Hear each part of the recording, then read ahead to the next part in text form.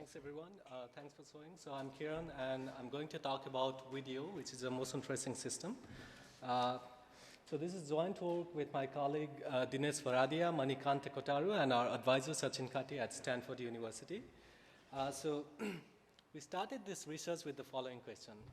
Can a Wi-Fi AP trace human motion by simply listening to and mining reflections of its own transmission? So what do we mean by that? So here we have a Wi-Fi AP that is transmitting signal to a standard client. So this signal is also reflected by various objects in the environment like walls and furniture, and some of this reflection actually comes back to the AP. And this reflection is called the backscatter of this signal. So let's suppose there's also a motion happening nearby. So the moving hand will also reflect some of the energy and produce backscatter. So if the AP could analyze this backscatter and infer the motion of the hand, then such a motion tracing system would be very attractive because of the following reasons. First, the motion tracing is device-free, meaning we do not require any device on the human that we are tracing. Second, the system can work in non-line of sight or even in the dark. And third, such a system can be ubiquitous because Wi-Fi signals are everywhere. So, however, no such systems exist today. So there are systems out there that do motion tracing, but they require the human to have device on them. For example, Nintendo Wii requires handheld remote to do the motion capture. RFIDRA requires RFID tag on the human being. Or they are device-free, but they require specialized signals. For example, Kinect requires IR infrared signals, and Y-Track requires a specialized radar signal to capture the motion device-free. And neither of these signals are ubiquitous. Or they don't work in non-line of sight at all. For example, vision-based systems like Leap Motion or Kinect require the motion to be in the camera's field of view. So in this talk, I'll describe WiDeo, which is the first device-free human motion tracing system that uses Wi-Fi signal that has none of the limitations of these prior systems. So in building the WiDeo, we make three novel technical contributions. First, we design and build a backscatter sensor at the Wi-Fi AP that can listen to the reflections of its own transmission and then teases apart its reflector's properties such as amplitude, the delay, and the angle of arrival.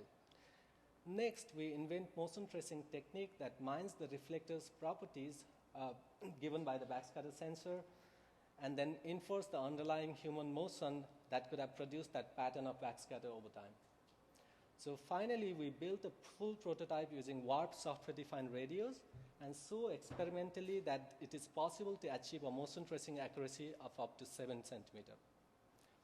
So in the rest of the talk, I will describe the design starting with the backscatter sensor first. So to understand the backscatter sensor's goal, let's look at an example. Here we have an AP and two reflectors. So when the AP transmits the signal x of t, it is going to receive the reflection of these signals from the reflectors in the environment. So each reflections will have certain amplitude alpha, certain delay tau, that is depending on the distance from the AP, and certain angle of arrival theta that is dependent on the orientation of the AP. So the AP actually receives the sum of the delayed and scaled version of the transmitted signal.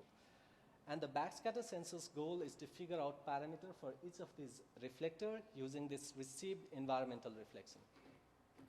So in other words, it needs to compute the amplitude, the delay, and angle of arrival for each reflector in the environment. So the natural question is, why is it hard? So it's hard because typical Wi-Fi radios have two fundamental limitations that make it hard to extract the properties of each of these reflectors. So they have limited bandwidth and limited dynamic range. So these limitations exist because higher dynamic range or higher bandwidth have exponential relationship with power consumption. So radios will try to limit the dynamic range and bandwidth as much as possible to minimize the power consumption. So let's elaborate on each of these challenges and our proposed solution to mitigate them. So let's first start by discussing the challenges that arise due to the limited bandwidth.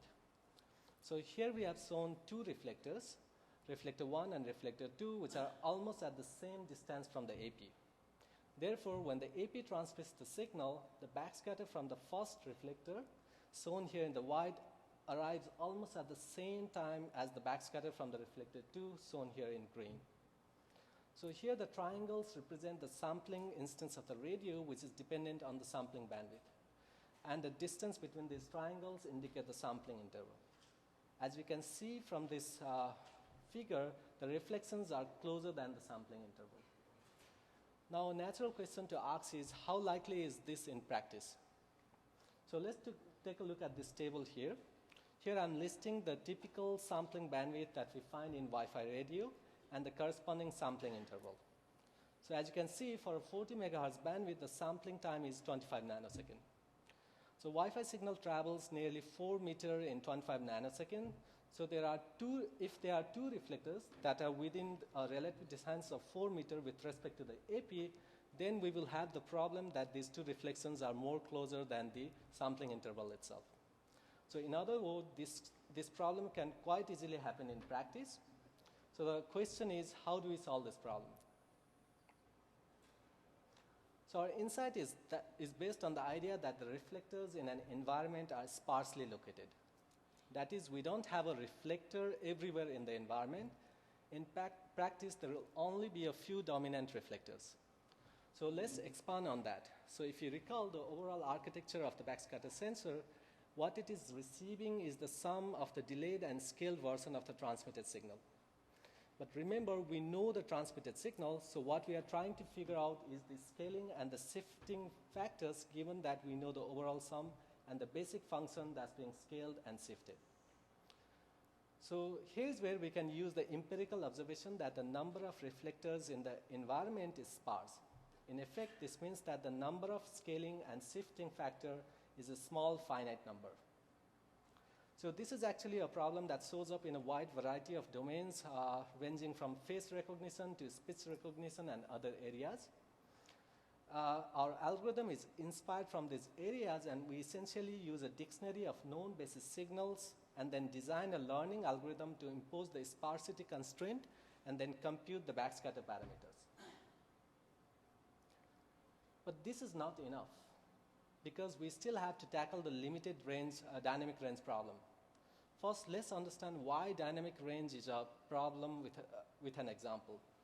So here we have a same Wi-Fi radio transmitting the signal shown here in the red, which is being reflected by the two reflectors. The reflector 1 is located closer to the radio compared to the reflector 2, which is far away from the radio.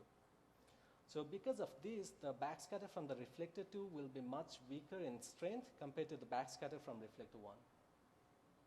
So in order to capture both of these signals simultaneously, we need the radio with very large dynamic range. And radios with very large dynamic range are not practical because they consume too much power. So the challenge is that we might not even see the backscatter of far away weak reflector due to the limited dynamic range, and therefore our sparse learning algorithm won't be able to estimate their parameters either. So how do we tackle this problem? So to solve this problem, we invent a new progressive interference cancellation technique. So the basic idea is to progressively estimate backscatter components from strongest to the weakest, and to cancel the strongest component and allow the radio's dynamic range to zoom onto the weaker signals. So I won't get into the detail of the cancellation. It is using the self-interference cancellation techniques that were invented in full duplex radios from our group. But we can assume that we have a black box that can cancel a reflected signal given an amplitude, delay, and the angle of arrival. So let's see how this works with an example. So here's an example of backscatter that a radio might receive from the environment. So we have 4 reflections, and the strongest reflection is nearly 60 dB stronger than the weakest one. But the dynamic range of the radio is only 40 dB. So our basic algorithm begins by estimating the amplitude, the delay, and the angle of arrival of the first component using the sparse algorithm that we described earlier, and then sends that information to the cancellation block. The cancellation element cancels the strongest backscatter component and enables the radio to shift its dynamic range to focus on the next strongest component. So now we can look at the problem as if there are 3 reflectors whose properties needs to be determined. So as you can guess, we can repeat the same process recursively until we have estimated all the backscatter components. So just to walk you through, the sparse algorithm will now estimate the parameter of the second reflector, send it to the cancellation block to cancel, and then repeat the process for the third component and so on. So this completes the design of the backscatter sensor. So to summarize, the combination of the sparse learning algorithm and the progressive interference cancellation enables us to estimate the parameters of each reflectors in the environment despite the limited bandwidth and limited dynamic range of the radios. So one useful abstraction to visualize the data from this backscatter sensor is as frame over time. So each frame corresponds to one Wi-Fi packet, and an AP can collect a sequence of such frames over time. So within each frame, each pixels correspond to one reflector in the environment. So where the x-axis coordinate is the delay of that reflection from the reflector, the y-axis coordinate is the angle of arrival of the reflection from that reflector, and the color intensity represents the amplitude of the reflection. So to be more precise, we have a backscatter frame for every Wi-Fi packet transmission by the AP, and the goal is to infer the underlying motion if it is happening that could have produced this sequence of backscatter frames. So there are 2 key challenges for motion tracing algorithm to infer the motion based on the sequence of backscatter frames. So first, many static reflectors are present in the environment that clutter the motion that we are trying to trace. Second, even after we remove the clutters from the static reflector, we still need to infer the motion based on the backscatter pixels corresponding to the moving objects. So let's look at each of these challenges and how WiDeo solves them. So the first challenge is to identify which of the backscatter pixels belong to the static reflectors in the environment. So this can be done by analyzing sequence of backscatter frames and then identifying which of the pixels are repeatedly present in all the frames. So the collection of such static pixels form the clutter frame. So once the clutter pixels have been identified, we can remove them from each of the backscatter frame to reveal the backscatter pixels that corresponds to the moving object alone. So now the challenge is to take this sequence of backscatter pixels corresponding to the moving objects alone and then to infer the actual motion. So before we discuss the solution, let us first look at how backscatter pixels and motions are related. So motion of an object can be modeled by forming a dynamical system with position, velocity, and acceleration as the parameter. With such a model, if you know the position, velocity, and acceleration of the object at time k, we can predict the position, velocity, and acceleration at time k plus 1. So likewise, if we know the position of a motion relative to the AP, then we can estimate the amplitude, the delay, and the angle of arrival of the backscatter using standard formulations. But the inverse problem of inferring the motion given a backscatter pixel is very hard. This is because the measurements are noisy, which creates inconsistency with respect to the standard formulations. So therefore, to infer the motion that is aware of the noisy nature of the backscatter pixels, we apply standard technique based on Kalman filter for motion tracing. So here on the right side, we show the backscatter sensor that generates the sequence of backscatter frames. We first remove the clutter to reveal the frame corresponding to the moving objects alone. So on the left side, we show the prediction model using the Kalman filter. So where we first estimate the position of the object given its previous position, and we then compute the backscatter pixels for this predicted position based on the standard mapping formulations. So now we can compare the predicted backscatter frame with the measured one and calculate the disparity between them. This disparity is measure of modeling error in the Kalman filter and can be used to update the parameters of the model, namely the velocity, the acceleration, and position of the moving reflector. So this process is repeated for each new frame that is measured by the backscatter sensor, and by combining the position estimates from this filter over time, we can predict the motion of the object. So for lack of time, I won't go into the detail of Kalman filter, and I refer you to paper for more in-depth description. So this completes the design of the video. So next, let me show you a few experiments from our prototype, which we built using WARP software-defined radios. So here's a picture, and before anyone says it, let me be first one to tell that it's pretty ugly. But the reason is that two major components of this prototype, the progressive cancellation board as well as the backscatter sensor, are implemented using discrete analog components and large FPGA boards. Both of these components can be integrated into much smaller chips, and hopefully that version will look much prettier. So to conduct the motion tracing experiments, we use SPEG hand. So these are model hand that have the same material properties as human hand and are manufactured by a Swiss company to test RF properties of phones. So the reason to use an artificial hand is that it allows us to do offline measurement of the ground truth of the motion and also repeat the experiment. So whereas doing it with live humans doesn't give us that repeatability and measurability. So we conduct experiment by placing the hand sequentially on the known motion traces, an example of which you can see it in the figure here. And then we collect the data using the backscatter sensor at each of these locations. We then apply the motion tracing algorithm to trace the motion. So we conduct the experiment by measuring the ground truth motion at 100 different locations in an indoor test bed, and then compare the root mean square error of the traced path by the WiDeo with respect to the ground truth. So first, we show the CDF of the root mean square error when a single motion is being performed.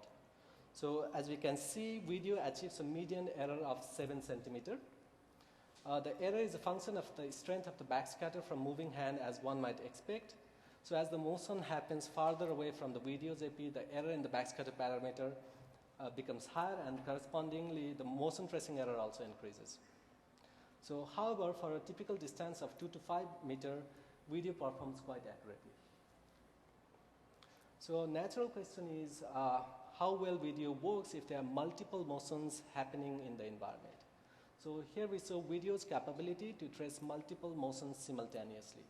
So the x-axis is the number of motions that are happening in the environment, and the y-axis is the median tracing error. So as expected, error increases with the number of concurrent motions that are being traced. However, even when there are 5 concurrent motions being traced, WiDeo still achieves a usable 12 centimeter tracing error. So let me wrap up here.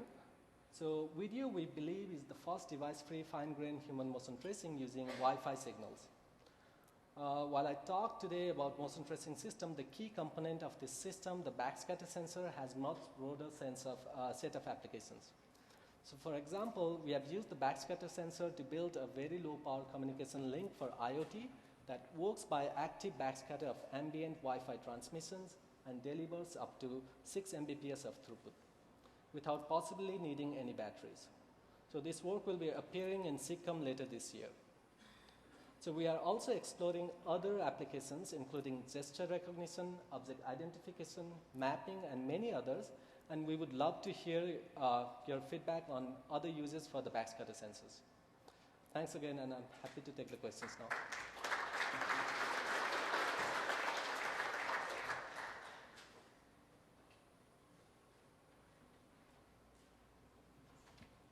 Hi. Hi. Hi, Thamsani, MIT.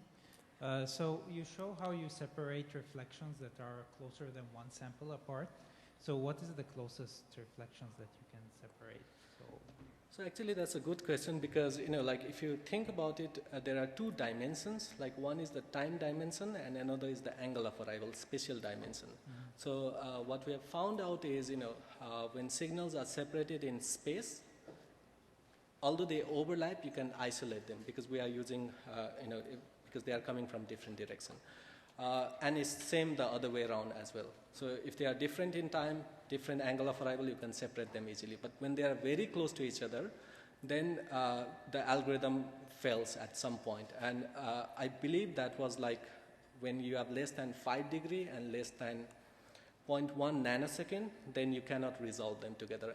But if you think about it practically in those cases, literally those reflections are most probably coming from the same object. So it may not matter for the motion tracing algorithm. Thanks. Fadel Adib, MIT, this is super cool work. Can you comment on the computation? Does it work in real time? And stuff? Yeah, that's again a good question because as of now, this does not work in real time. Actually, that's an ongoing project on our side. We are trying to make, some portion of this works in real time, but others do not. So as a whole, the system is not real time, but we are working on it to make it real time. Awesome. I look forward to trying it. Thanks.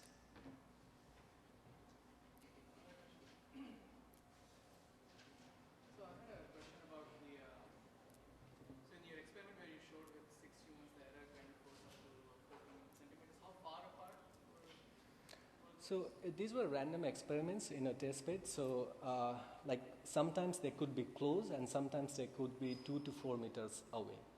So they were done in a room environment, indoor environment of 600 square foot. So they were placed randomly. And were they all trying the specific shape that you had highlighted? Yes, they were the shapes were assigned, pre-assigned to each of these motions. Have you tried other, making smaller, fine-grained motion of various kinds and how sensitive? So those would be interesting addition because once this system, as of now, as I mentioned, the system doesn't work real time. So we have to use stop motion to actually figure out these things. So once this system starts to work in real time, we can do all those subtleties like where does it actually break. So those testing would become much more feasible. As of now, the experimental procedure is very elaborate that it does not allow us to do those detailed analysis. Okay,